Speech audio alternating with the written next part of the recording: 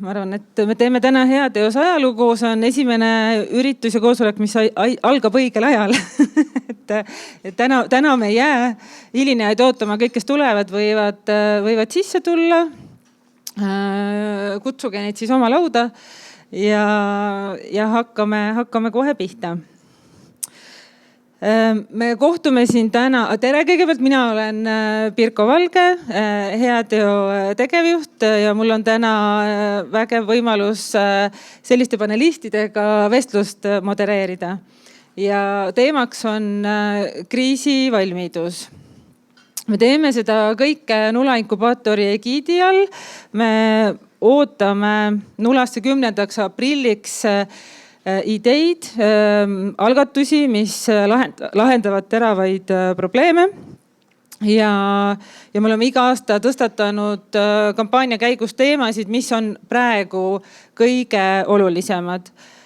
Ja kriisivalmidusest me ei saanud üle ega ümber, et täna hommikul vaatasin Terevisiooni, siis räägiti seal kerksuskeskustest, täiesti jälle uus sõnavara, mis tuleb omandada. Räägiti suu- ja sõrataudist, mis on samamoodi üks nii-öelda sellistest kriisidest, mis meid siin Eestis ohustab. Et see teema imbub meie elusse ja see on väga hea, sest me peame olema valmis. Ma arvan, et ma ise ei ole kindlasti selle valdkonna ekspert, et minu Heateo oskus on need ideed, mis tulevad, kasvatada suureks, kasvatada toimivateks ja pikaajalisteks. Aga see teema on tegelikult, jah, see on nii oluline täna. Ja tänase sessiooni eesmärk ongi saada teemast rohkem teada, olla siis rohkem valmis ja saada meid ennast ka rohkem muretsemise asemel tegutsema. Meil on hästi vägev paneel. Meil on, täna on meiega Egert Belitšev, Politsei- ja Piirivalveameti peadirektor, kes ise juhib 5000 liikmelist meeskonda, kes seisab Eesti inimeste turvalisuse eest. Meil on Anne-Mai Nagel, MTÜ Kriisiuuringute Keskuse kaasalgataja ja TalTechi doktorant ja nooremteadur ehk Anne-Mai nii uurib kriise, kui siis tegelikult toetab ka kohalike omavalitsust ja kogukondi enda valmis seadmisel. Ja Triin Toomesaar minu kõrval, kes juhib Vabaühenduste Liitu ja nii kogukonnad kui vabaühendused on tegelikult siin väga olulises rollis, nii et väga hea näha siin Triinu ja Anna-Kaisu Oidjarmaa, kes siis Peaasi vedajana, asutaja, käivitajana peamiselt tegeleb noorte vaimse tervise eest, aga ma arvan tegelikult vaadates vaimse tervise esmaabi koolituste levikut ja vaimse tervise kuud ja vitamiinikampaaniaid, et tegelikult hoolitseb meie kõigi vaimse tervise eest natukene ja kriisiolukorras on see väga oluline. Jah, aga siis ma ei tea, hakkame pihta, et teemad, mida me täna siis tahaksime läbi käia, on see, et esmalt, et mis kriisid meid ohustavad, kuidas kriisidest rääkida, nii et me siis ainult ei muretseks, vaid hakkaksime tegutsema ja mis need tegevused siis olla võiksid. Et hakkame minema ja küsimusi ühesõnaga, kui teil on tegelikult küsimus, siis te võite tõsta käe, et me kindlasti lõpus võtame suuremas mahus, aga kui vahepeal tundub, et siit punktist ei saa ilma selle teemata edasi, siis tegelikult teeme ikkagi sellist mõnusat vestlust. Ja esimese küsimuse ma suunaksin kohe Egertile, et Politsei- ja Piirivalveametil on ilmselt rohkem kui üks kriisiplaan või nii-öelda nagu valmisolek erinevate olukordade lahendamiseks, aga et kui me räägime siin kriisivalmidusest, siis mis need võib-olla peamised teemad või valdkonnad oleks, milleks me peaksime täna valmistuma? Kõigeks.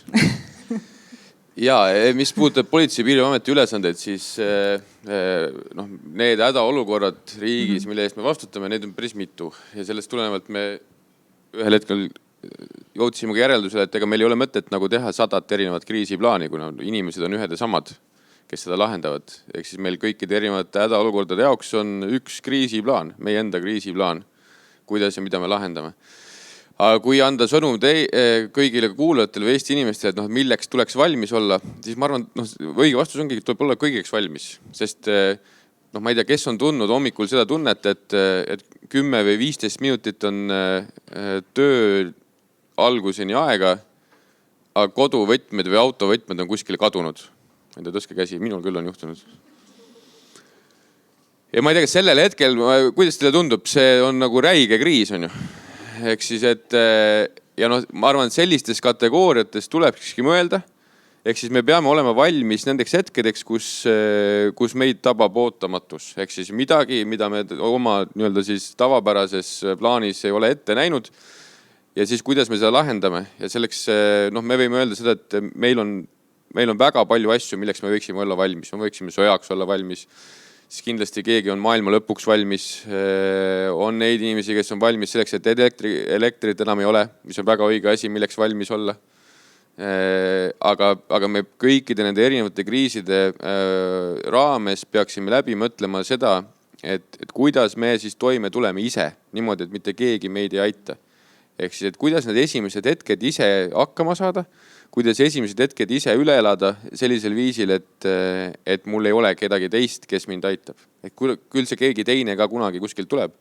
Ja kui ta on juba alguses peale, see on väga hea, aga lihtsalt, et kuidas nagu esimesed sammud edasi saada, kuidas, et mitte küsida abikaasa käest, et kus mu võtmed on, kurat, vaid et mis on need esimesed sammud, mida ma ise selle nimel astun.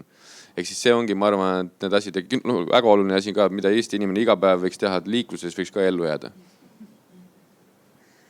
Mul selle peale tuleb meelde üks podcast, mida ma kuulasin tänaseks vestluseks ettevalmistamiseks teemal, et kuidas rääkida sõjast, mis toimus Arvamusfestivalil ja Veiko Vello Palm tõi seal sellise huvitava nagu paralleeli, et kõik muud kriisid, et jah, elekter läheb ära, et need on sellised justkui nagu, tihti me arvame, et lühikene aeg, et saame hakkama või kas üldse on mõtet valmistuda, et kui nagu sõjateemale mõelda, et siis sellest võiks mõelda nagu looduskatastroofist, et muidu iga muu kriisiga me hakkame nagu argumenteerima, et kas seda on vaja või kas seda saaks kuidagi, kas oleks saanud ära hoida või mis on selle ma ei tea, looduskatastroofi, et looduskatastroofiga me nagu ei argumenteeri, et nad lihtsalt tulevad ja meie asi on siis olla nagu valmis ja mõelda, et kuidas ja ma teen siin praegu kohe reklaami ka meie podcastile, mis samal teemal tuli, et siin Karin Grupp, kes seda vedas, et me peame justkui ise saama siis nendeks ninjadeks, et me peame olema nagu igaks olukorraks nagu valmis, mitte kogu aeg lootma, et kuskilt mujalt tuleb, et mitte argumenteerida, vaid nagu siis valmistuda, on ju. Anne-Mai, sina uurid seda teemat, et kas sul on sellele küsimusele lisada, et milleks sinu arvates võiks veel valmis olla? Kõigepealt ma pean ütlema, et minul täna hommikul see juhtus, et mu koduvõtmed olid kadunud ja mu laps oli pannud abikaasa talvesaapa sisse. Nii et lapsed tekitavad ka meil igapäevaseid kriise, et kõik, kes on lapsevanemad, teavad väga hästi, et tuleb pidevalt kohaneda. Ma olen tegelikult väga nõus sellega, et me peame olema praegu kõigeks valmis. Mulle väga meeldis ka see looduskatastroofi näide, et me peame lihtsalt ka jõudma sinnani, et me lepime sellega, et aeg on selline, nagu ta on. Ja me võtame fookus sellele, et me nüüd kohaneme sellega. Et me proovime sellest liikuda edasi, et me ainult räägime, mõtleme, võib-olla kardame väga. Ja ma näen, et selles esimene samm on see, et me lepime sellega, et maailm on selline, nagu ta on praegu. Ja meie asi on sellest nagu parim võtta. Triin, sinu või siis vabakonna vaade, et kuidas, milleks valmistuda? Järgmiseks kriisiks. Aga pigem jah, vabaühenduste vaatest mulle hetkel tundub, et inimesed on leppinud sellega, et enam ei küsita, kas tuleb järgmine kriis, vaid pigem nagu, mis see täpselt on, püütakse sellele pihta saada. et eriti kui viimast, ma ei tea, 5-6 aastat vaadata, et siis seal on selline kena rütm, et üle 1 aasta nagu midagi kuskile lendab suuremal või vähemal määral. Või nurk, millele mina olen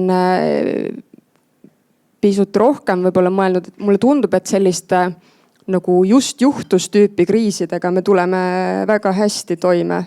Või noh, võib-olla väga hästi on liialdus, aga me tuleme hästi toime. Kui on selline akuutne kriis, siis minul küll adrenaliin kohe, siin hakkavad kõik protsessid tööle, ma olen sellistes nagu äkkriisides väga hea.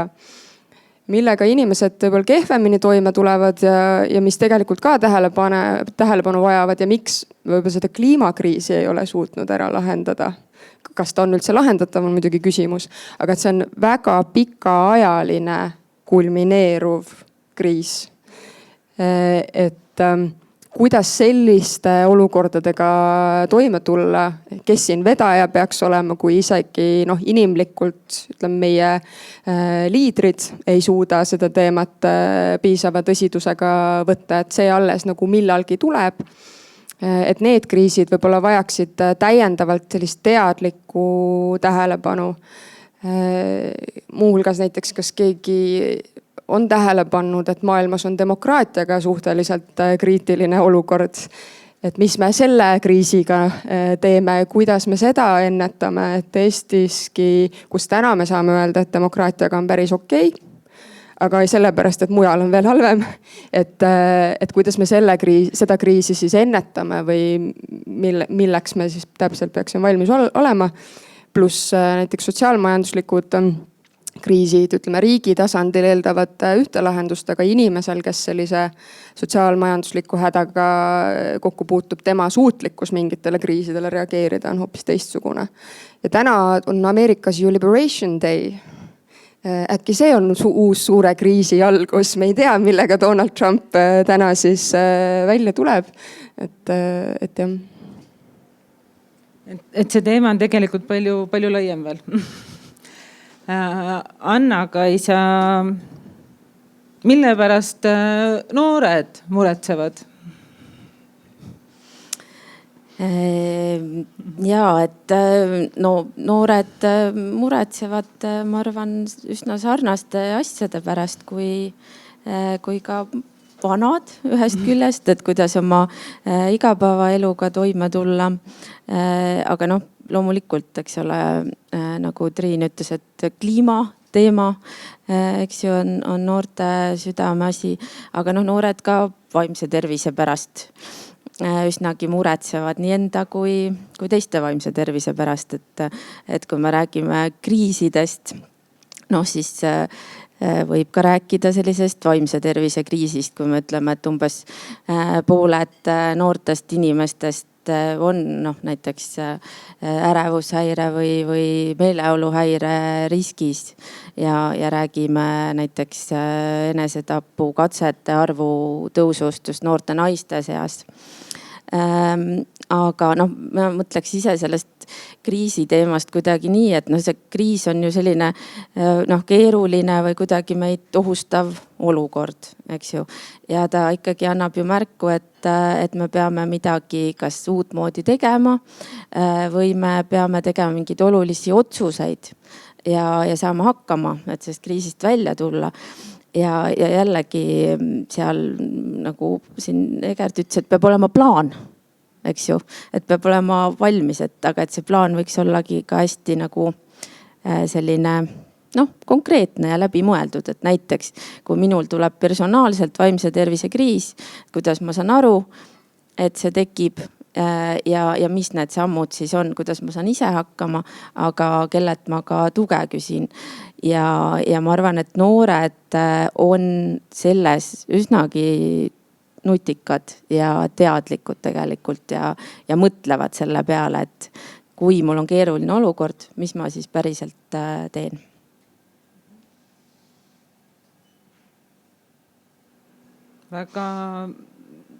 Väga hea kuulda, et mulle selle puhul ma siia tulles just mõtlesin, et mis see minu kriisivalmiduse teekond on, et ma arvan, kui esimene võib-olla suurem raputus oligi tegelikult koroonakriis, et maailm pöörati nagu pea peale, siis tundus, et kohe see läheb üle või mitte kohe, me ei teadnud, millal ta üle läheb, aga et mõte oli, et teeks nüüd nii, et see läheb üle ja siis kõik läheb tagasi jälle normaalseks.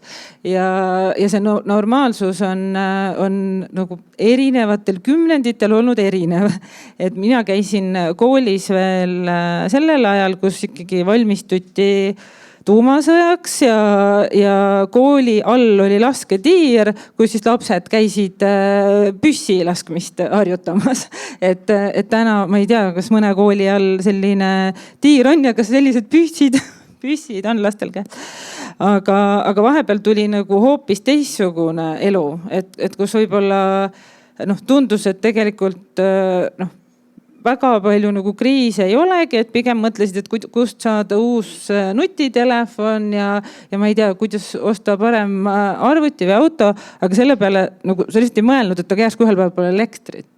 Et meie elu läks nagu nii mugavaks ja nii lihtsaks, et me nagu võib-olla need oskused, mis meil nagu kunagi olid nagu kõigil, kasvatasime ise oma kartuleid. Ma ei tea, millal keegi käis viimati kartulit panemas või võtmas. Et mina ei ole ise, see on nagu minu mure, teised kõik on maal, aga vanaema juures teevad seda, aga minu arust need nagu kartulipõllud ja marjapõõsad, nad on kas läinud väiksemaks või nad on läinud nagu ettevõtete nii-öelda nagu tööks, et nagu meie tavainimestena, ma arvan, et mul uurimisandmeid ei ole, aga et võib-olla enda kogemus on see, et ma jõuan nagu vähem sinna põllule. Et kui me et nüüd me oleme tegelikult selles kohas, kus me õpimegi seda uut sõnavara ja uut teadlikkust ja neid võib-olla vanu oskusi kohati, mis meil kunagi olid. Aga samal ajal siis on ikkagi see ärevus hinges, et oleneb, kus sa seal siis oled, kas sa oled alguspunktis selles ärevuses või oled kuskil tegutsemise juures. Ma esimese küsimuse suunan jälle Egertile, et teil on 15-pealine meeskond ja samal ajal te olete väga teadlikud kriisidest, et see ei ole võib-olla hea ühesõnaga küsimus, aga et kuidas teha nii, et see meeskond oleks nagu töövalmis, mitte ärevuses, vaid nii-öelda nagu tegutsemised. Mis need teie võtted on, et mida te oma ameti sees, kuidas te tagate selle, et on selline hea, et on plaan, aga et on ka valmisolek tegutseda. Mis need võtted on? Kõigepealt sellest, et koroona ajal me kõik lootsime, et saab see kriis läbi. Kas keegi mäletab, kuidas see koroona läbi sai? Putin tappis koroona. Ja. Sellepärast, et 24. veebruaril enam keegi ei rääkinud koroonast ja pärast seda unustati ära igasugused piirangud ja kõik muud.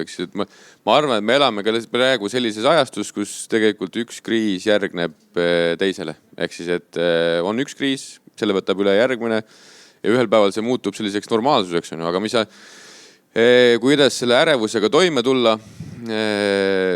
Ma arvan, et üks asi on ka see, et täna Eesti ühiskonnas väga paljud inimesed räägivad sõjast, sõjaohust, sellest, et sõda on tõenäoline. Mõni luureagentuur teeb raporti, et venelased näiteks 5 kuu kuni 2 aasta jooksul on ennast nii palju kogunud, et on valmis kedagi uuesti ründama. Ajakirjas seesama raport kuvatakse, et venelased 5 või 2 aasta jooksul Eestit ründavad. Ehk siis see ärevus kogu aeg kasvab. Ja kas sõda on tõenäoline mitte, ma ei hakka siin mingi protsenti panema, aga ta on võimalik.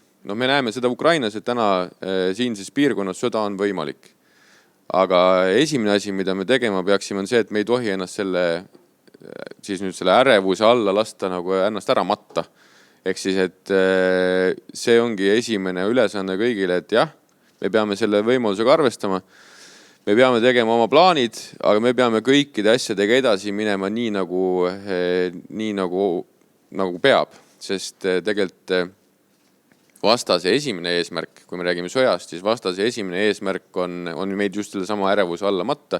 Niimoodi, et ta ei peagi tankide ja rakettidega tulema, vaid me ise oma suure ärevuse ja murega viime ennast uppi. Et ühel hetkel enam ei investeeri majandus ei tööta, ei osta Eestisse kortereid, lapsi ei sünnitata. Vaatame, kuidas me saaksime Hispaaniasse kolida ja see tegelikult ongi see, mida kõik vastane tahab. Ja nüüd ma jõuan selleni, et kuidas siis iseenda meeskonnaga toime tulla. Sageli on ka see, et me teame asju võib-olla natuke ette või me oskame erinevate ohuhinnangute pealt aimata asju ette, mis tekitab ka seda fooni ja paratamatult politseitöö on selline töö, kus me iga päev puutume kokku nagu Eesti elu kõige halvemate asjadega. Ehk siis, et see tekitab neid probleeme, tekitab seda vaimset probleemi, tekitab ärevust. Aga ma arvan, et siin ainuke asi on see plaan. Sest mul jälle küsin, tulles nüüd kokanduse juurde, et kes on kodus teinud midagi keerulisemat küpsetanud kui hakklihakaste? Ma olen ka proovinud. Ja kujutage ette nüüd 2 erinevat versiooni. Teete ühte keerulist toitu ja siis üks versioon on see, kus sul ei ole näiteks retsepti. Ja sa hakkad seda tegema ja siis saad aru, nüüd ma peaksin seda asja nagu kuidagi siia lisama, aga kus ta võiks olla, otsid kappidest, kuskil vahepeal midagi kõrbeb, seda ei leia üles, on ju. Või siis teine variant on see, et sul on näiteks retsept ja siis sa oled ette valmistanud mingisugused asjad endale, tead käike ette. Kumb on selline nagu ärevam olukord?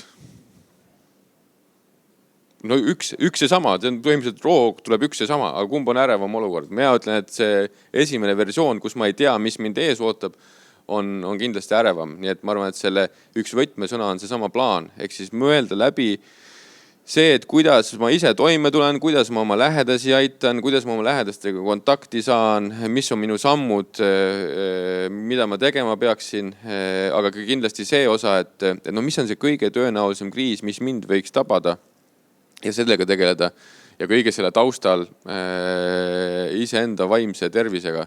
Ehk siis hoida ennast tervis. Ja kuidas me sellega toime tuleme? Pagan, ma arvan, et ega me lõpuni ei tulegi. Ehk siis, et ma arvan, see on ka oluline asi, mida tunnistada. Me asutuses näeme vaeva palju selle nimel, aga ega ma arvan, et me lõpuni ei tulegi toime. Sest väga raske on näiteks toime tulla, kui sa oled noor politseinik, lähed tööle, mõtled, et teed tõelise tundega tööd. Esimene väljakutse näiteks on liiklusõnnetusele, kus üks ema on just kaotanud oma näiteks 3-aastase lapse. Me ei ole keeruline olukord, mida endaga kaasa võtta. Mõned väljakutsed on möödas, siis lähed sündmuskohale, kus pead siis nööri otsast alla võtma 5-aastase lapse, kelle oma isa on üles poonud. Ehk siis sellised hetked, paraku on sellised hetked, kus sa pead lihtsalt sul peab olema ka see plaan, et kui sa nende asjadega kokku puutud, et kus sa saad abi ja mitte seda karta, seda abi poolt. Ja ma arvan, et meiega ka, et kui keegi tunneb, et mul on see ärevus, et kuidas selle ärevusega toime tulla, siis tasub, üks asi on ka see, tasub kellegagi rääkida. Meil on alati neid inimesi, kellel on lahendused ja mõnikord ka selle inimesega, kellel on lahendused, rääkimine aitab ka juba selle ärevuse fooni maha võtta. Aga kui ei saa, siis mõelda läbi oma plaan, sest minu kogemus on see, et oma plaani tegemine tegelikult aitab sul ka seda teadmatust vähendada. Ja lõpuks on see, et alati ka spetsialistide abi on oluline, sellepärast, et me igaüks teame oma valdkonda kõige paremini ja mina ei ole vaimse tervise ekspert ja sellepärast, aga meil on Eestis olemas, kes on inimesed, kes on. Kui oluline on treening tegelikult selles olukorras? Et mõtlen, et te ilmselt treenite, te mängite neid olukordi läbi, pluss siis sul tekib see kogemus, et kui oluline see on? Ja tegelikult, kui ma mõtlesin, ma võib-olla räägin liiga lihtsates kategooriates, on ju. Et kui minu jaoks, kui ma räägin, et mul on plaan, see tähendab seda, et mul on plaan, siis ma olen seda proovinud ja harjutanud, läbi teinud, siis ma olen aru saanud, kus kohas see plaan ei tööta. Ehk siis, kui ma olen oma võtmed otsinud kogu aeg nagu erinevatest kappidest ja jope taskutest, on ju, et siis, kui ühel päeval see on saapa sees, on ju, siis mu plaan ilmselt ei tööta selles osas, on ju. Järelikult tuleb seda ka treenida, on ju. Ja kui sa selle treeningkogemuse pealt saad aru, et võtta siin on mingisugused puudujäägid, siis sa pead oma plaani selle järgi kohandama. Ja see on põhimõtteliselt see, mida me politseis iga päev teeme. Meil on plaan, testime seda koos oma partneritega, sest alati tuleb kaasata ka teised, saad seda tagasisidet ja viid need tagasisidet selle sinna sisse, ehk siis tekib ka see sihuke vilumus, seda plaani rakendada. Ja reaalsus on see, et nii või naa see plaan läheb pekki. Aga mis on selle asja oluline osa on see, et mitte et sul on plaan, vaid see tegelikult oled läbi mõelnud. Kui sa oled läbi mõelnud oma sammud, siis kui need tekivad need ootamatused, sul on palju lihtsam. Sa tead, kus kohas on näiteks varuvõtmed, on ju. Kui õige teile ei üles, saad võtta asendusvõtmed, kui mobiiltelefon näiteks ei tööta, et kuidas ma saan kellegagi kiiresti ühendust. Et see läbimõtlemine on see, mis tegelikult annab sulle võimaluse ka improviseerida, aga annab sellise hea kindlustunde, et ma midagi olen tegelikult teinud. Väga hea. Triin tõstis esimesena kätt, et kui treenitud siis vabaühendused on. Jaa. Ma võib-olla alustan sellest, et kuna tegemist on ikkagi nupukate lahenduste, siis ütleme ideekorjet inspireeriva üritusega, et ma toon korra siis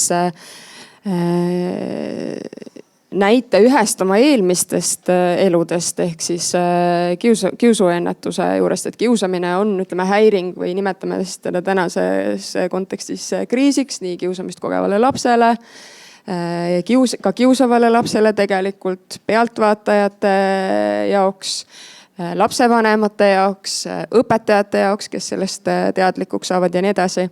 Ja kui sa küsisid, et okei, et kui on plaan ja kuidas selle ärevusega siis nagu toime tulla koolis on ja et ma arvan, et tänaseks iga õpetaja saab aru, et kiusamine ei ole okei ja et midagi peaks nagu tegema ja see midagi peaks tegema, aga mida on see ärevust tekitav osa. Ja mis siis üks väga nupukas lahendus ju kiusuennetuse jaoks põhimõtteliselt on Kiva programm näiteks, kus kool mõtleb süsteemselt läbi sekkumise. Ehk siis kui meil on seda sorti kriis, mida ja õpilane saab ka selleks ettevalmistuse, mis on tema siis sammud selle jaoks, kui ta ise kogeb või näeb, et keegi teine on sellises kriisis, mis on õpetajate tegevusplaan sellises olukorras, mis on vanemate ülesanded ja nii edasi. Et selline, mina tean, mis on minu ülesanne, ükskõik siis millises rollis ma kiusamise kriisis näiteks olen, see maandabki pisut seda ärevust, et ta lõpuni ära ei kao. Et ikka sa ootad just nimelt selle kriisi lõppu ka ja töötad selle nimel järjepidevalt. Aga see, et iga inimene koolis tegelikult mõistab, mis on tema võimalused ja tema vastutus kiusamise lõpetamisel, on see, mida siis kiusamisvaba kool näiteks nende kriiside peatamiseks koolidele õpetab. Aga et kui valmis nagu vabaühendused kriisideks on, siis kuna seda salvestatakse, siis ma ei ütle. Võiks olla parem. Mina näiteks ise võin ka endale tuhka pähe raputada või ma ei teagi, kas endale või kellele. Mina ei tea, mida teha, kui tuleb sõda. Peale selle, et ma tean, mida teha isiklikult. Et isiklikke kriisivarusid ma olen kogunud, isiklikult nagu ma arvan, et ma olen valmis, ka desünkroniseerimiseks olin valmis. Tuli siin üks hommik alles teada, et avariiline veekatkestus, pudelid lasin järjest kõik täis, pärast selgus, et vett ära ei võetudki, kastsin lilli ja keetsin brokolit on ju. Selle sama veega. Aga et mida nagu mis on Vabaühenduste Liidu roll, vaatame siis jooksvalt. Et pean tunnistama, et selliseid ühendusi pigem on nagu veel ja omajagu. Ma võib-olla jätkaks siit, sest meie oleme siin MTÜ Kriisiuuringute Keskusesse vabaühendus, kes teeb inimestele kriisioskuste koolitusprogramme koos siis partneritega, MTÜ Peaasjad, meil käib Naiskodukaitse tegemas, käib MUPO tegemas Tallinnast nii edasi. Millest me alustame on see, et täpselt mida Egert siin mainis, Triin ka, mõtle, mis on need ohud, mis sind ohustavad. Tallinnas ka näiteks me räägime palju sellistest, mille peale kohe ei mõtlegi, näiteks ohtlikud ettevõtted on. Sul ei tule pähegi, et sinu kodu lähedal on ettevõte, kes tegeleb ammoniaagi käitlemisega, tal võib midagi juhtuda seal näiteks on ja sa pead selleks kuidagi valmis olema. Et tihti on see, et meil on mingi teadmatus, mis täiesti lubab meil maha magada mingisuguse olulise ohu. Et jah, me mõtleme sõja peale, aga võib-olla on hoopis midagi muud see. Järgmine samm on võib-olla mõelda selle oma keskkonna peale, kus sa oled. Ehk siis ilmselgelt inimene, kes elab eramajas või talukohas versus inimene, kes elab 16-kortses paneelmajas. Tema reaalsus on natuke erinev ka valmistumisel. Ühed inimesed peavad tegema koostööd, terve selle trepikojaga, võib-olla 2 trepikojaga, sul on mitusada inimest seal. Nemad ei saa minna võtma kaevust vett, neil on ka probleem, et kokku leppida, et ostame oma majale generaatori ja proovime kuidagi seeläbi nii-öelda siis töös hoida. Ehk siis, kui sa pead sellest mõtlemisest nagu edasi, mõtle, kellega sa koos seda tegema pead. Et võib-olla sul on ainult sinu pere, sinu leibkond, lähedased, võib-olla sõpradega midagi läbi rääkida. Kuni näiteks hea näiteni peres, et kui sul on vaja kokku leppida koht, kus te kogunete, juhul kui ühendust ei saa. Näiteks sellised lihtsad asjad nagu läbi mõelda. Kui sa oled juba teiste inimestega ka ühendunud, võib-olla on mõttekas siis hakata mõtlema konkreetsemate asjade peale, varud, mis varud mul peavad olema. Väga head materjalid on Päästeametil, veebis kättesaadavad, munitsipaalpolitseiametil on täiesti ka. Paljud ei tea seda, et Mupo tegeleb meil Tallinnas väga jõudsalt selle teemaga. Aga neil on täitsa sellised töölehed, mis saad välja printida endale ja siis täidaki järjest linnukestega. Tegelikult see on väga-väga lihtsaks tehtud inimesel. Sa pead ainult minema sinna veebilehele ja vaatama, mis seal kirjas on. Vist on ka koju saadetud lausa, minu teada on, et te olete saanud kõik, aga et kas me võtame ette ja vaatame ka ja mitte ainult vaatame, vaid ka võib-olla arutame vähemalt oma peres selle läbi, et mis me nüüd siis teeme sellega, et saadeti, aga mis meie plaan siis on. Ja peale varude on kindlasti see oskuste pool. See on see, millega meie tegeleme, et inimesel võivad olla kuskil kapis ideaalsed varud, tal on need priimused ja mis kõik ostetud, ta pole kunagi proovinud, kuidas see käib. Siis ta vaatab seda asja ja ta mõtleb, mis ma teen nüüd sellega. Et need on reaalsed olukorrad, mis me näeme naiskodukaitsekoolitust, inimene ütleb, ta võttis selle brošüürid, ostis kõik asjad, aga ma ei oska midagi teha ja ma ei oska naabrile tere ka öelda. Et see on, me õpetame inimestele, kuidas suhelda oma vahel. See on kriisivalmidus. Võtame sellise 9-kordse paneelmaja, kuidas korteriühistu koosolekul sellest teemast rääkida. Kui sul on ka võib-olla keeleprobleem seal, et inimesed ei saa üksteisest keeleliseltki väga hästi aru. Aga oluline on see, et me näeme, et kuna meid kutsutakse rääkima, Mupak kutsutakse Päästeametit, siis inimesed tegelikult tahavad. Et see on nagu oluline muutus, mis on toimunud. Kui me 2 aastat tagasi alustasime, me kutsusin inimesi sinna koolitusse, nad ütlesid, ma ei saa tulla, mul nii suur ärevus. Ma ei saa, mul läheb hullemaks, ma ei saa isegi nagu mõelda. Inimesed ütlevad, nad ei loe uudiseid enam ka, sest ma ei saa. Just eile kuulsin, meil oli Tehnikaülikoolis omavalitsused olid külas Eestist kriisivalmiduse teemal ühe projekti raames ja siis seal ka omavalitsuses inimesed mõni ütles, et ma saan ainult ringvaadet vaadata õhtul, et ma ei suuda enam uudiseid vaadata, sest niimoodi on. Aga Egertile üle siit. Ja mis puudutab seda ärevust, selle lahendus ongi see, et kui sul on mingisugune lahenduskäik olemas iseenda peas välja mõeldud, siis see ärevuse foon ka nagu langeb märkimisväärselt. Et ma toon jälle siia samale kõrvale näite, et keegi lõbustuspargis näiteks õuduste toas on käinud. Esimest korda on hirmus, teist korda enam ei ole hirmus. On ju. Eks seda tähendab seda, et tegelikult kui sa teist korda sinna lähed, siis sul tegelikult sa tead, mis sealt tulemas on ju. Aga sa oled juba ennast ette valmistanud seda, et selle järgmise nurga tagant tuleb see asi. On ju. Ja ma arvan, et see plaaniga on täpselt see sama asi, et sa lihtsalt juba see puhtalt see ette valmistamine võtab seda ärevuse fooni alla ja siis sul on lihtsam ka ennast nagu mobiliseerida selles keerulises olukorras. Aga meie poolt see sõnum on see, et tegelikult need õpetused on kõik olemas. On ole valmis äpp, mille poole saab pöörduda, kus saab vaadata, mida ma peaksin tegema. Aga need õpetused on kõik universaalsed. Ehk siis, nad peavad olema 1,3 miljoni inimese jaoks, aga igal ühel on tegelikult individuaalsed vajadused. On ju. Ehk siis, kui kellegile öeldakse, et varu vett, on ju, aga sul on nagu põhjatu kaev, mis ajab üle, on hoovi peal ja siis sa paned endale nagu kanistrite viisi vett kuskile nagu tagatuppa, on ju, siis see ei ole mõistlik. Aga kui see kaev käib elektrilise pumbaga, on ju, ja sul generaatorit ei ole, on ju, et siis võib-olla tasuks varuda või osta endale generaator. Ehk siis tegelikult tuleb võtta need materjalid ette ja mõelda nagu iga inimene ise, et mida minul on vaja. Ehk siis mis on need minu jaoks olulised asjad. Et võib-olla ma üldse vett ei tarbi, joon ainult nagu limonaadi. Et siis tuleb osta limonaadi. On ju. Aga sa pead ise välja mõtlema need asjad, et mida minul ja minu perel on päriselt vaja ja miks see on oluline. Et kui ma ütlen seda, et saage ise hakkama, mitte et saage lõpuni hakkama. Politsei on alati olemas, pääste on alati olemas. Aga kui riik on kriisis, siis ega näiteks politseil, päästel, meil kõigil on käed, jalad tööd täis. Nüüd küsimus on see, et kas me reageerime ja tegeleme praegu selle kõige olulisemaga või me näiteks reageerime ja tegeleme sellega, et noh, keegi unustas vee varumata, on ju, või sellised lihtsad asjad, mida oleks saanud ära hoida ja mis aitavad meie fookust hoida nendel teemadel, kus me saamegi seda nagu tervikplaani lahendada ja seda suurt kriisi, eks ju. Ehk siis, mida rohkem iga Eesti inimene tuleb meile appi ja need lihtsad asjad ära teeb, siis seda lihtsam on ka riigil seda kriisi lahendada. Minul alati näide, millega kõik oskavad väga hästi suhestuda, on liiklus.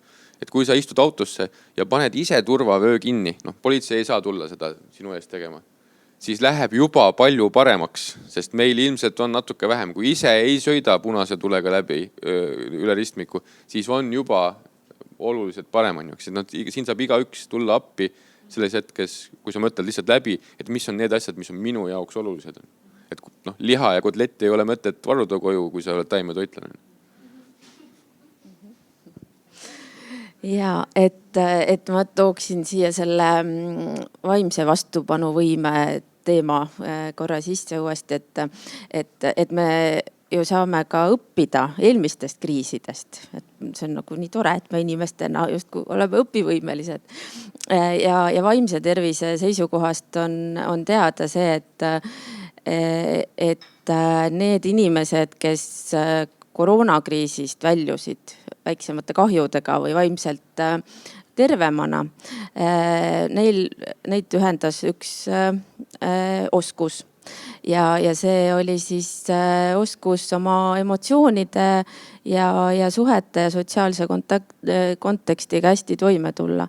Ehk siis, kui midagi tahaks teha, et valmis olla, siis peaks praegu väga nagu harjutama oma selliseid emotsionaalseid, sotsiaalseid oskusi ja neid tugevdama. Et see on üks asi, mida kindlasti minu meelest lausa peaks tegema praegu.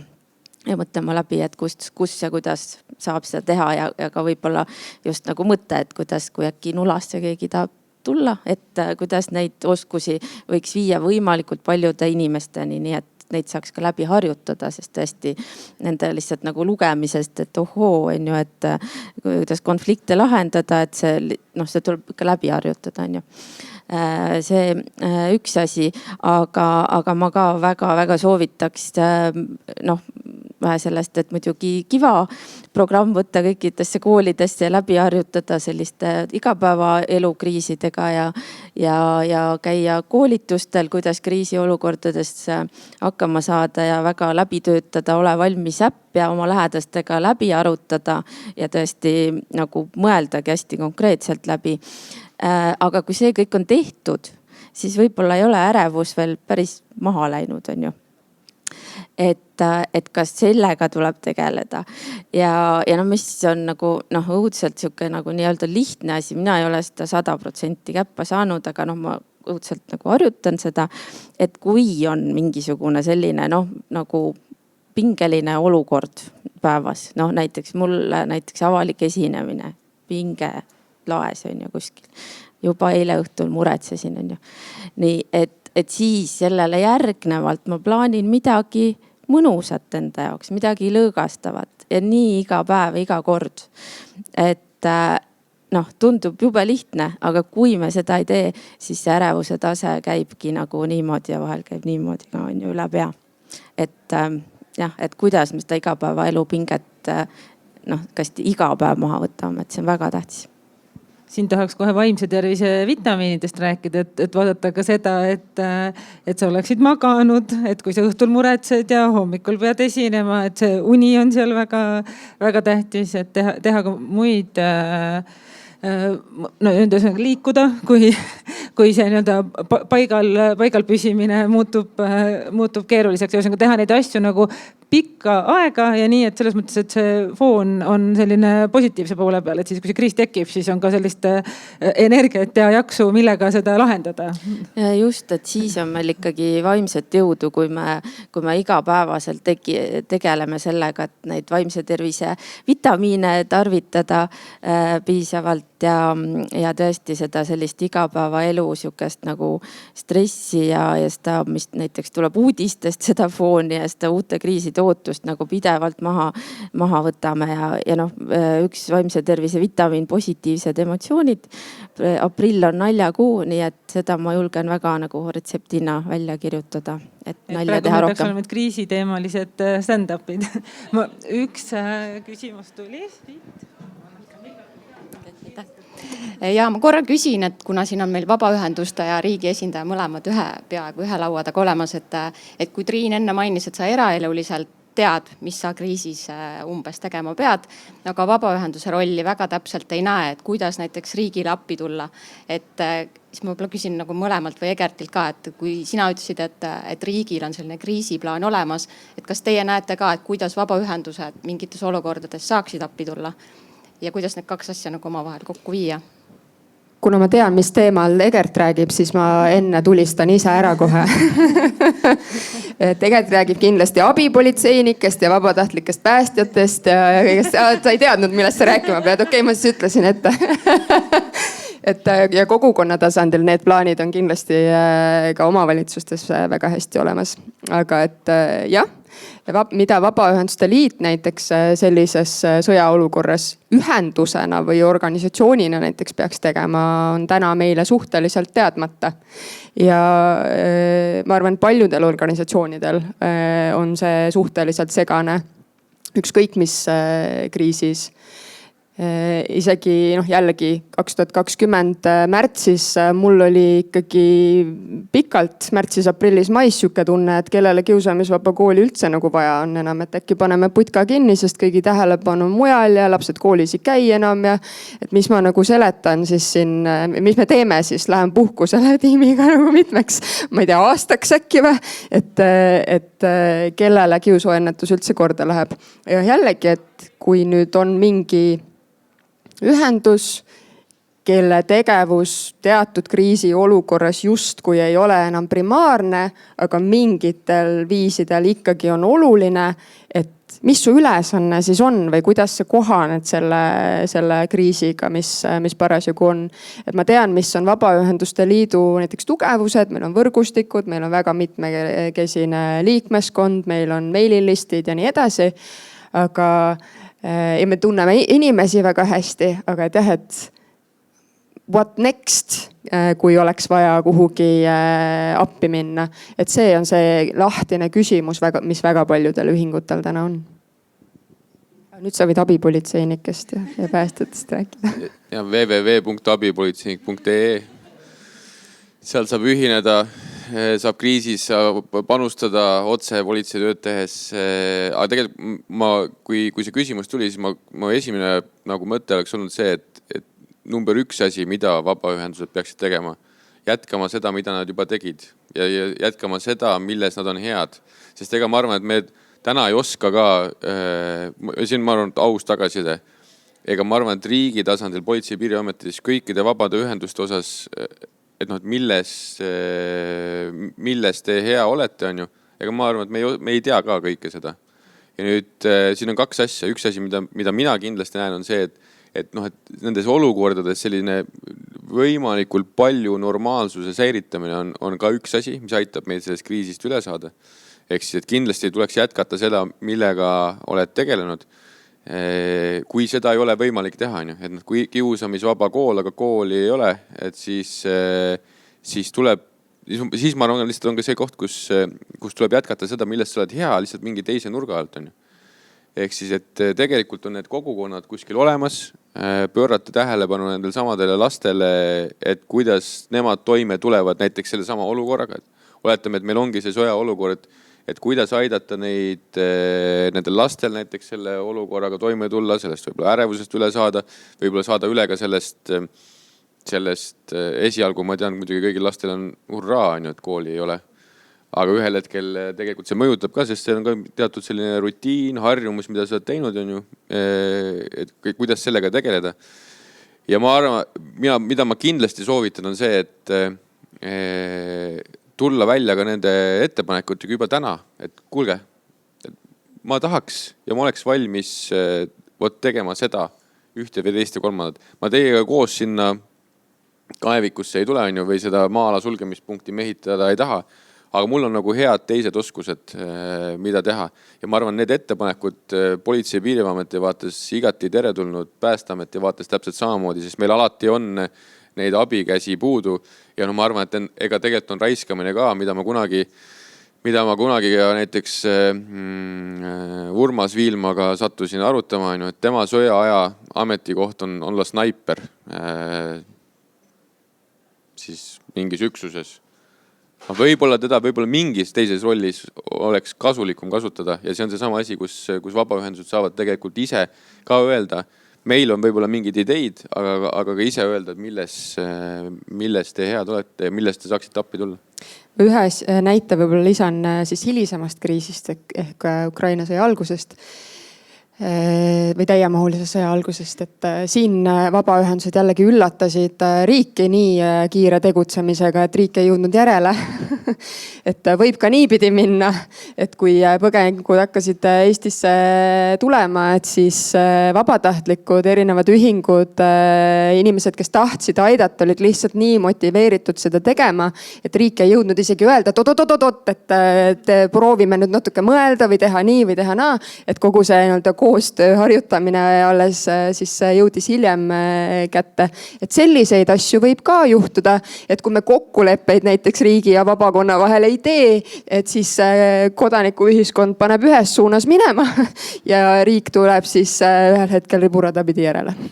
Ja olles ise selle kriisi lahendamisega väga otseselt seotud, juhtides PPA seda kriisistaapi, siis ma tean tegelikult mida see meie jaoks tähendas, et vabaühendusi kuidagi kaasata, hõlmata ja seda nagu vaba tahet, sest kõigil oli tahe. Keegi tahtis tuua torti, keegi tahtis tuua lapsevankreid. See kõik on väga hea, aga mida mina õppisin on see, et me panime politseinikud ja päästjad seda küsimust lahendama. Me tol hetkel võtsime tegelikult ka päästjad endale oma kriisistaapi appi, mis oli üleriigiline kriisistaap, selleks, et vabaühendusi ühel hetkel ka siis kuidagi juhtida või suunata või fokusseerida. Aga mida ma ise õppisin on sellest hetkest, et miks me peame nii tegema. See on minu õppetund sellest kogust loost ja minu edasine õppetund on see, et kui meil oleks vaja kedagi, näiteks meie samasse kriisistaapi vabaühendusi kuidagi koordineerima, siis äkki tasuks võtta vabaühendustest see inimene või need inimesed. Vabaühenduste liidust näiteks. Eks mis ongi näiteks ka seesama roll, mis võib Vabaühenduste Liidul olla, et ollagi meie, oletame, et see on selline kriis, mida PPA juhib, siis ollagi seal samas staabis, saada aru, mis parasjagu toimub ja suunata kogu seda vabaühenduste ja vabatahtluse voogu, et kuidas need tordid jõuavad õigesse kohta, lapsevankrid, mitte sinna, kus on täisealised 30-aastased mehed, vaid sinna, kus on naised ja koos lastega ja nii edasi.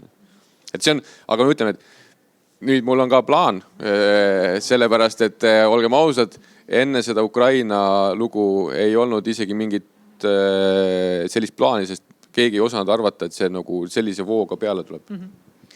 Ma järgmiseks küsiks Anne-Mai käest, et me räägime siin natuke riigi ja ametite tasandit ja siis on vabakond, kes on selline vabad radikaalid, et võivad olla suureks abiks ja väga kiirelt tegutsevad. Aga teie fookus on just KOV-idel ja ka kogukondadel laiemalt, et kuhu nemad, sa tegelikult rääkisid ennem väga hästi, aga ikkagi ütleme, et siis kohaliku omavalitsuse tasand seal vahepeal, et see inimene, vabaühendus, ametid, et mida sa seal kohalike omavalitsuste tasandil näed, et mis seal, kui läbimõelnud on, mis seal peaks toimuma, et kuidagi see tervik veel kord omakorda toimiks?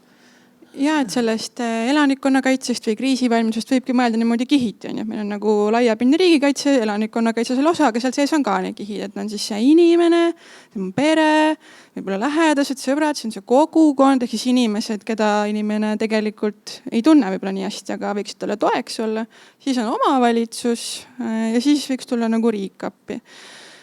eeldus on see, et see alumine ots nii-öelda toimib võimalikult kaua, võimalikult hästi ja see saab, kindlasti inimene saab väga palju teha selle jaoks, aga see kindlasti kestab kauem, kui meil on kogukonnas ka läbi mõeldud, mida me teeme.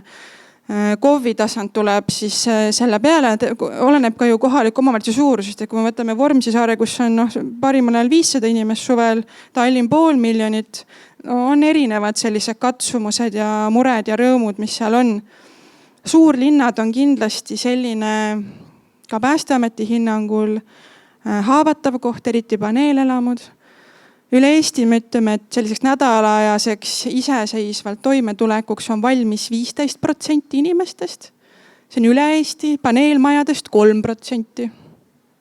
Et see on nagu selline tõsine mõttekoht, et keda peab kõige rohkem nagu järele aitama või kuidagi selle teemaga tegeleda. Kindlasti need paneelelamute kogukonnad. Nii, siit edasi hakkame mõtlema, mida tähendab kogukond, paneelelamus või sellisest nagu Väike-Õismäel, Lasnamäel, Mustamäel, need mäed on ju.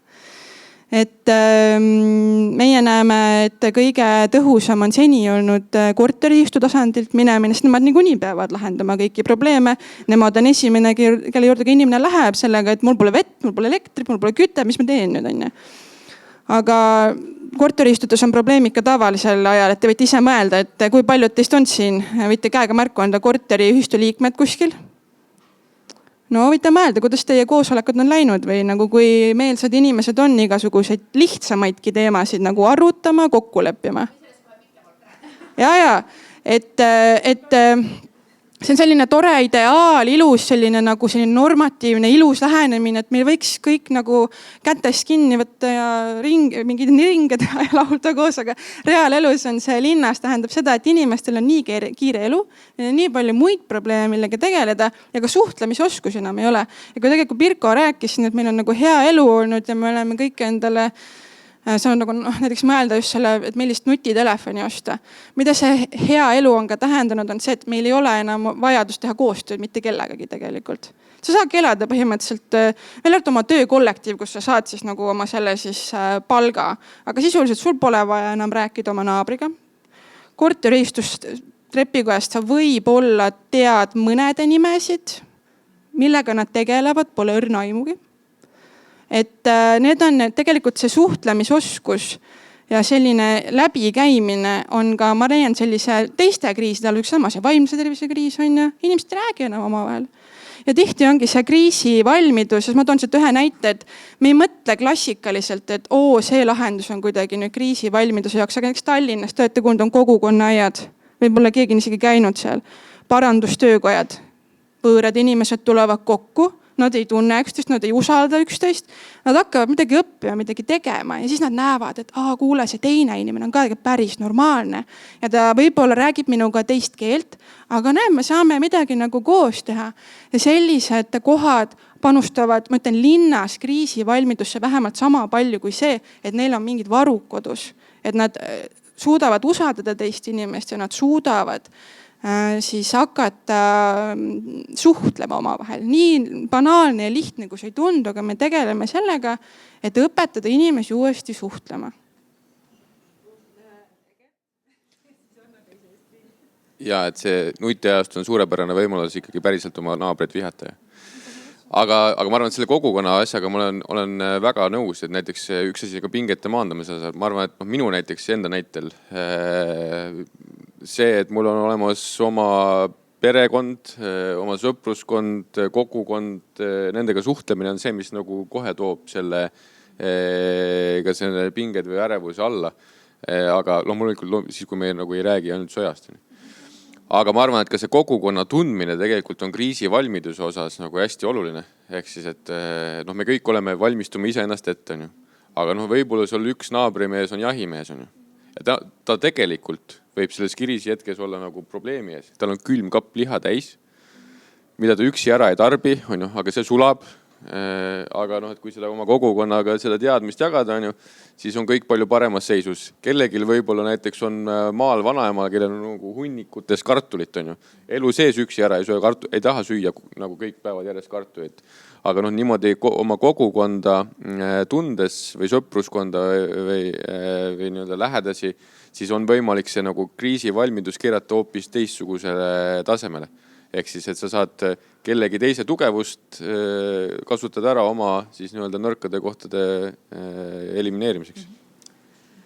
Ma korra teen, et kui me räägime algatustest, mis võiksid maailma muuta, siis mul selle peale kunagi Riina Raudne jagas minuga ühte sellist initsiatiivi, mis oli Soomes ja mille mõte siis oli, et ütle bussijuhile tere. Et noh, maakonna liinibussid sõidavad, on ju, et tuled bussi, ütle bussijuhile tere. Selle võiks siis tuua siia Eestisse, et ütle kõigepealt oma majanaabrile tere. Mul on Tallinnas selline kogemus, et ma elasin ühes majas, kus kõik ütlesid tere, noh, kui sa tundsid või ei tundnud. See isegi lehes kirjutati, et see on see maja, kus kõik ütlevad üksteisele tere. Mina arvasin, et võib-olla see on nagu normaalne viis elada, aga siis kolisin teise majja, ütlesin inimestele tere ja siis inimesed vaatasid, ei tunne. et ühesõnaga, et tegelikult see, kui me räägime, et me tahame saada siukseks ninjaks, on ju, kes siis kriisiolukorras nagu hakkama saab, siis üks, ma ei tea, algatus või teema ongi see, et kõigepealt ütle inimestele tere ja võib-olla nagu saa isegi sõbraks, et see on midagi, mida kõik saavad teha, et hästi lihtne asi, kus alustada sealt. Ja, aga Anna ka ei saa. Jah, see kõlab küll nagu mingisugune huumor või mingi sketši saade, et nüüd õpetame nüüd inimestel teretama, et see on nagu nüüd nii tähtis teema või et õpime magama või no ühesõnaga, et noh, okei, aga siin me oleme, et mis siin ikka itsitada küll ja tere. Nutitelefoni saime selgeks, järsku saame selle magamise ja tere ütlemise ka. Ma ei tea. Variant on minu meelest jah. Aga jah, et siia selle suhtlemise teema juurde ma tooks ühe aspekti veel sisse, et noh, sellise psühholoogilise turvalisuse mõttes on kriisiolukorras ju eriti oluline, eks ju, et me saaks selge, konkreetse, praktilise info sellest, mis toimub ja kui on infot ka, et siis, et mis edasi saab, on ju natukene. Ja noh, see kogemus ka näiteks sellest koroonakriisist või siis sõja algusest on see, et päris suur küsimus on see, et kust see info tuleb, ehk siis see info jagamise vormiline külg on ju. Et noh, ma näiteks või noh, ja ka siis läbi mõelda, et aga kui pole elektrit või telefoniühendus ei tööta, et no ma ei tea, kui näiteks Triin ütleb, et kuulge, hei, vabaühendused koonduge, me saame kokku siin, ma ei teagi, Telliskivis on ju. Et hakkame arutama, mis me teha saame ja ma ei tea, netti pole on ju, mis me siis, kuidas sa kutsuks siis? Ma ei tea, sa ei tea ju, kus me elame. Ma ei tea telefoninumbreidki peast, et selleks on nutitelefoni vaja. Jah, et just see nagu see vormiline külg on ju selles mõttes, et mis need nagu kanalid on, et see ma arvan on väga hea nagu läbi mõelda nagu ja ka teistpidi see, et noh, kui näiteks tulevad siis selle kriisi juhtijate poolt sõnumid, et ka nende siis see kuidagi see vormiline külg ja mõelda läbi, et okei, aga et kuidas see inimestele siis nagu mõjub siis psühholoogiliselt ja kas see toetab nende sellist head hakkamasaamist või rohkem hirmutab, et minu meelest PPA on olnud ülitugev ja heade sõnumite andja, aga see kahjuks minu meelest ei käi kõigi siis selliste riigi esindajate kohta, et see oleks ka jube oluline, kui saaks selle kuidagi läbi mõelda, aga tõesti, kui keegi tuleb nulasse mingi algatusega, et kuidas me siis ühendust saame, näiteks kui meil ei ole neid harjumispäraseid kanaleid, see oleks nagu mingi super lahendus. Digilahendus, kuidas printida oma telefoniraamat telefonist välja igaks juhuks varuks. Aga siis mina nende mõtete lõpetuseks veel tahan öelda, et vabaühendustel on ühiskondliku sidususe loomisel ülioluline roll. See ei ole ainult nagu minu mingisugune vabakonna nagu liidri selline tunnetus. Õpetan Tallinna Ülikoolis ka kodanikuühiskonna kursust, on täitsa poliitikateaduslik leid, et vabaühendustel ühiskondliku siduduse loomisel on ülikriitiline roll. Mis tähendab, et kui te veel ei ole mõne vabaühendusega liitunud, siis palun liituge. Ja kui teil on sõpru, kes vabakonnas ei tegutse, siis tooge nad vabakonda. Ja see võib tähendada nii kogukonna koori, ma ei tea, lastele suunatud huviharidusringi, et see ei pea tähendama sellist suurte maailma probleemide lahendamise ühendusi, vaid vastupidi, selliseid ühiselt, ma ei tea, kas või külaplatsi korrastamisele orienteeritud seltskondi. Aga teine sõnum võib-olla on see, suunatud nendele riigi esindajatele, keda täna siin ei ole, et kui me nüüd siin valmistume kõiksugu kriisideks ja muudkui suurendame julgeoleku kuludeks tehtavat eelarvet ja kärbime samal ajal just nimelt vabaühenduste rahastust, kärbime samal ajal siis seda toetust, mis läheb paljuski haavatavate gruppide eest seisvatele ühendustele, et see tegelikult pikas plaanis õõnestab meie enda kriisivalmidust. Ehk siis tugev kodanikuühiskond on kriisivalmiduse jaoks ülioluline ja kui te puutute kokku otsustajatega, siis jätke see meelde ja küsige, mida nemad siis teevad kodanikuühiskonna tugevdamiseks, sest et see läheb meile lõppkokkuvõttes kõigile midagi maksma. Ja siin oli üks küsimus. Ja, kui tuli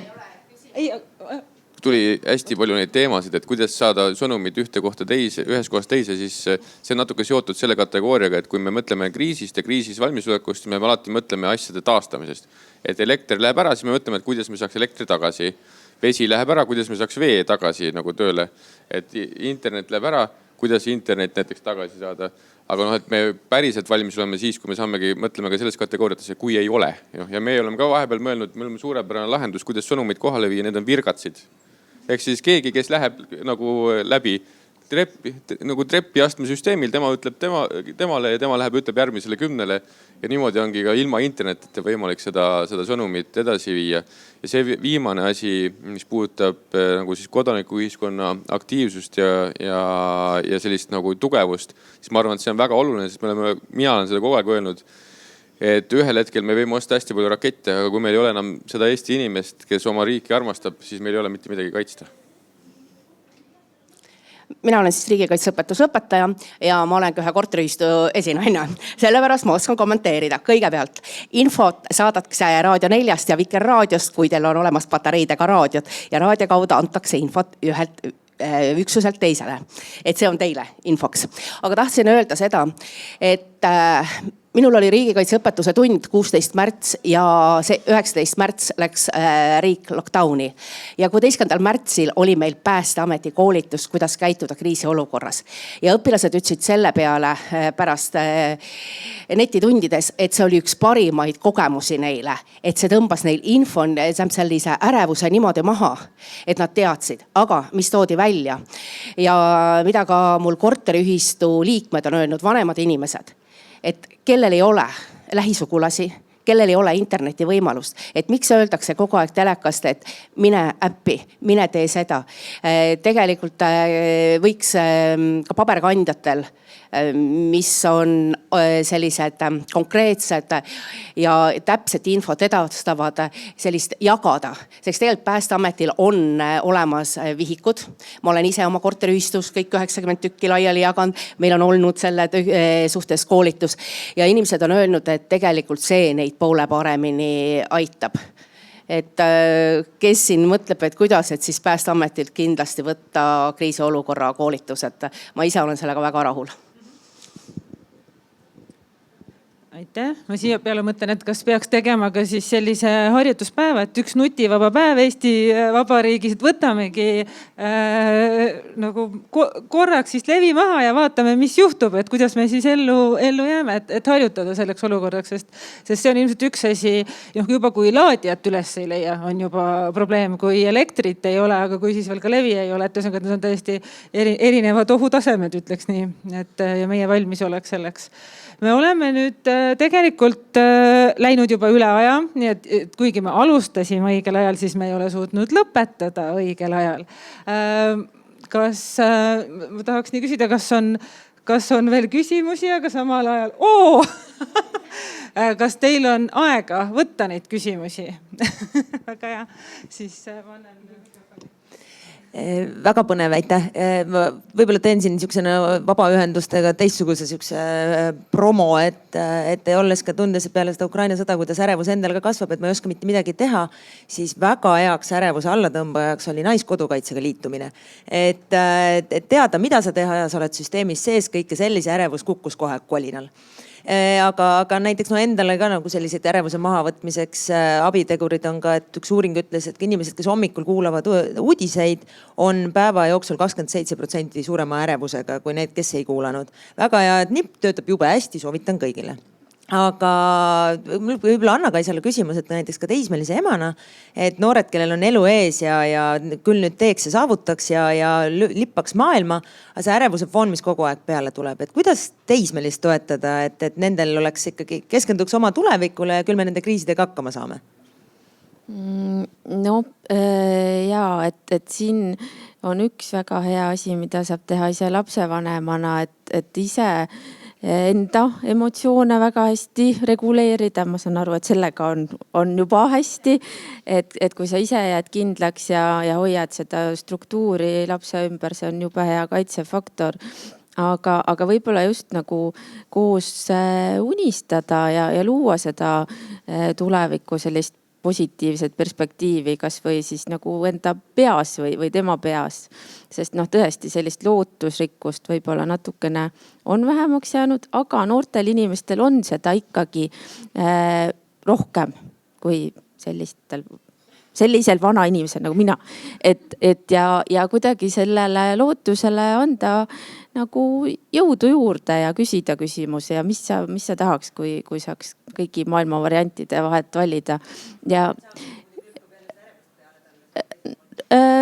sotsiaalmeediat siis ei saa sel hetkel kasutada, kui see suur unistamine käib, et see ka just see tasakaal oleks, et teeks neid teisi asju, mis toetavad vaimset tervist rohkem. Et see kuidagi võib-olla. Aitäh, võtame ühe küsimuse veel. Mul tegelikult ei olnudki küsimust, et eelkõneleja võttis mul sõnad sõust. Et minu nimi Ave, ohutushoiu instruktor Ida-Virumaalt. Ma ei karda midagi, sest ma olen ühinenud Naiskodukaitsega. Väga tore. Mina tegin esimese sammu ja lähen juuli lõpus laagrisse, et just ühesõnaga saada see esimene kogemus seal metsas. Ma arvan, et meil on nüüd lõpuringi aeg, et meil on siin eksperdid, nagu me just kuulsime, meil on vabaühenduste esindajad, meil on tegelikult inimesed, et mida te võib-olla lõpurepliigis ütlete, kaasa annate, kas võite, ühesõnaga, jah, mis see lõpusõna võiks olla, et millega siit ära minna? Ja võib-olla see, et mulle ikkagi väga see ninja kujund meeldis, et kui me tahame saada nendeks kriisininjadeks, siis võib-olla mõni mõte sellega seoses, et mis siis võiks, ma ei tea, läbi mõelda või korda teha või millest tugevamaks saada, mis musklit kasvatada? No minul on vastus muidugi olemas, et loomulikult vaimse tervise esmaabioskused praegu juba on peaaegu 1% Eesti inimestest olemas. Nüüd peaks seda protsenti tõstma, et me kindlasti kriisi korral tekib see koht, kus me tahame kedagi toetada. See on hea, et kui me oskame seda teha. Ja kõik need enda pingete juhtimise oskused, teistega suhetes olemise oskused, et need on lihtsalt hädavajalikud igapäevaelu kriisides ja suurtes kriisides ka, et neid saab kogu aeg harjutada. Inimestega me puutume kokku ja iseendaga oleme kogu aeg koos, nii et suurepärased võimalused. Kasutame neid. Paar mõtet. Üks asi kellelegi see projekt Nula jaoks, et kui keegi nüüd tahab teha siis sellist platvormi, kus kogukonnad saavad omavahel jagada neid asju, mis neil on. Et mul on see oskus, mida ma kriisi ajal olen valmis jagama kõigile, siis ma arvan, et see on suurepärane asi, mida võiks teha. teine asi on see, et kui me mõtleme nagu kõige rängemate kriiside peale, no näiteks sõjaolukorra peale, siis kui me ise ei usu, et me suudame oma riiki kaitsta ja et see riik on väärt kaitsmist, siis ei tule ka mitte keegi teine meile appi seda tegema. Et kui me ise usume sellesse ja usume, et see riik, Eesti riik ongi päriselt see, mis on minu jaoks kõige olulisem ja see on väärt kaitsmist, siis ma arvan, et vahet ei ole, milline see kriis meie ees on. Me tuleme sellega igal juhul toime. Nii et lõpetuseks enda poolt selline juba vana mõttetera, et kui sul on probleem, mida saab lahendada, siis ei ole mõtet selle pärast muretseda, sest seda on võimalik lahendada. Ja kui sul on probleem, mida ei ole võimalik lahendada, siis ei ole mõtet selle pärast muretseda, sellepärast, et seda ei ole võimalik lahendada. Ja mina ütleksin omalt poolt seda, et tehke midagi praktilist ja see võib olla väike asi, see võib olla mõtlemine, kodustega arutamine, oma naabriga suhtlemine, kogukonnaga aeda minemine, parandustööga aega siin Tallinnas, mine ja vaata teisi inimesi. No, tegelikult on päris toredad, kui sa nendega suhtled. Ja seda ka võib-olla, et selle kriisi valmiduse puhul me oma koolitustel alati ütleme, et oluline, et sa toimetaksid niimoodi, et sa pärast ei pea kahetsema. Ja kui sina oled juba teinud kõike, mis sa oled enda ja kõige abiga osanud teha, siis sul on pärast hea tunne, isegi kui läheb halvasti, siis sa tegid kõik, mis sinust olenes. Mul on oma pulk ja ma võib-olla ütlen siis lõpetuseks need mõtted, millest ma tunnen puudust või mis minu meelest vajaks pisut rohkem tähelepanu. Et üks ongi see, et mulle tundub, et sellise kõva valmisoleku poolega tegeletakse päris palju juba, aga et just selline pehmete kriisidega, kui võib nii väljenduda, et võib-olla tasub mõelda pisut ka sellistele kriisidele. No näiteks jälle, ma ei taha kogu aeg sellest sõjast rääkida, aga need mõtled on ju ikkagi selle peale, et kui on sõda, mobiliseeritakse sealhulgas meesõpetajad, eks ole ju. Aga näiteks on ka inimesed põgenevad koolides üleüldiselt, õpetajaid jääb väheks. Kuidas me need augud lapime, et kuidas haridus jätkusuutlik on või tõepoolest, et kui meil on loomade varjupaigad, kes peavad kuskilt eest ära tulema kriisikoldest, et kuidas nad teevad siis seda koostööd või kuidas nende loomade sealt kriisikoldest eest ära toomine on korraldatud, kes mille eest vastutab ja nii edasi. Okay, see läks muidugi juba kõva kriisi peale, aga ühesõnaga, et mõelda pisut selliste kuidas toime tuleme asjade peale natukene ka pehmemate nurkade alt. Ja võib-olla üks sõnum veel, mis tihtipeale kipub ununema, on see, et kolmas sektor on hea koht, kus katsetada asju, mida riik üksi ei julge katsetada või ka erasektor ei taha katsetada, sest et see ei ole kasumlik. Aga kolmas sektor ühiskondlike probleemide lahendamiseks on ülihea peenar, kus asju proovida. Ja kui lähebki lössi, suurepärane, said teada, et ei ole hea lahendus, mõtled järgmise välja. Et ärge kartke ideid välja mõelda, proovida ja avastada, mis see on siis, mis päriselt töötab. Aitäh! See on väga hästi sobib kokku meie üleskutsega, et see tähtaeg on siis 10. aprill, kui Nula inkubaatoris saab oma idee veel ära esitada, juba praegu saab, praegu ideid laekub, aga kuni siis 10. aprillini. Ma arvan, et ma väga loodan, et te saite mõtteid. Mina sain palju mõtteid ja võib-olla ka üks oluline asi on, et me peame need kriisid nagu ära normaliseerima, et see ei ole mitte see asi, mis ükskord tuleb ja siis kaob, vaid pigem see on midagi, mis on ja jääb meie ümber ja siis on need meie võimed. Et mitte nagu ainult just need raske kriisivõimed, aga need võib-olla isiklikud võimed, mis meil siis inimestena, kogukondadena, organisatsioonidena ka siin kolmandas sektoris või mujal on. Nii et aitäh kõigile panelistidele. Üks ainult reklaam veel, et kui kriisiteemast tahaks veel kuulata, siis kahjuks Spotify's ja muudest nutitelefonidest nutitelefonist kättesaadavates või arvutist kättesaadavates kohtades on podcast Kas viga näed laita. Seal on ka üks episood kriisi teemal, et saab sinna teemasse veel sügavuti minna, aga ka paljudel teistel olulistel teemadel. Nii et ärge jätke kuulamata, ärge jätke ideed esitamata. Aitäh!